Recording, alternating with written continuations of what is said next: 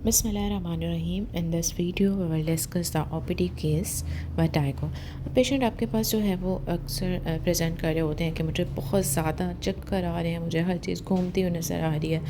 ठीक है, इस तरह के पेशेंट को आपने फ़र्स्ट ऑफ़ ऑल आपने ऑब्वियसली कॉज को रोल आउट करना होता है। ये तो मैं सिर्फ आपको अब मैं आपको इतने से टाइम के अंदर इतनी डिटेल नहीं बता सकती कि ये डिज़ीज़ ऐसे है, ये ऐसे हो रही है, ऐसे है, तो इतना सब डिटेल में नहीं करना। मतलब मैं आपको नहीं बता सकती, लेकिन आपको obviously we are the doctors, we already know कि कौन सी डिज़ीज़ किस तरह से होती है।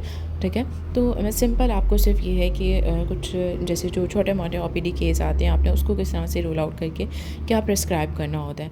ठीक है, वर्टिगो के अंदर अगर पेशेंट आपके पास प्रेजेंट करेगा कि मुझे मेरा सर चकरा रहा है और मुझे हर चीज़ घूमती हुई नज़र आ रही है। फर्स्ट ऑफ ऑल आप तो प्रेगनेंसी को रोल आउट करोगे। ठीक है, आप देखोगे पेशेंट को एनीमिया तो नहीं है, उसकी कॉज क्या है ना, और इसके लिए आप मोस्टली जो है वर्टिगो जो है वो देते हो टेबलेट। सर बहुत कॉमन है, आपने मोस्टली यही दी जाती है। ठीक है, 8 मिलीग्राम इसमें क्या होता है, बीटा हिस्ट्रीन होता है। आपने 1 मंथ के लिए उसे कहना है सुबह दोपहर शाम आपने लेनी है। ठीक है, इसे इवन कि आप इंक्रीज़ कर सकते हो 16 mg TDS में। और फिर आपने मतलब कुछ जो सिम्टोमेटिकली तो आपने ट्रीट कर दिया था ना, अगर कोई भी जो मेन प्रॉब्लम है उसके लिए आप उसको कंसल्टेंट को रेफ़र कर दोगे। ठीक है, next will see the approach to the hiccups. अब अगर किसी पेशेंट को इतनी ज़्यादा हिचकियाँ लग गई हैं और वो कंट्रोल नहीं हो रही, ठीक है, और मोस्टली ये किसके साथ एसोसिएट होता है with the acid peptic disease. आपने देखा होगा कि जिनको पेप्टिक डिज़ीज़ हो, कोई भी स्टमक का कोई भी इशू हो, तो क्या होता है उनको हिचकियाँ इस तरह से स्टार्ट हो जाती हैं। तो आप उस टाइम पे क्या दोगे? इनके लिए जो ड्रग ऑफ चॉइस होती है ना, मोस्टली जो है ना वो जब डायफ्राम की नर्व इरिटेट होती है दैन फिर स्टार्ट हो जाती हैं हिचके।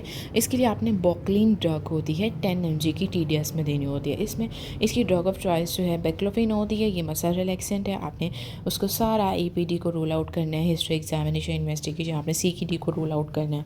ठीक है, आपने सीरम इलेक्ट्रोलाइट्स करवाओगे, रीनल पैरामीटर आपने ये सब चेक करना होता है। ओके, सो अभी तक हमने क्या किया, वर्टिगो के लिए आपने मोस्टली याद रखनी टैबलेट सर्क जो है वो कितनी 8 mg याद रखो। ठीक है, TDS में।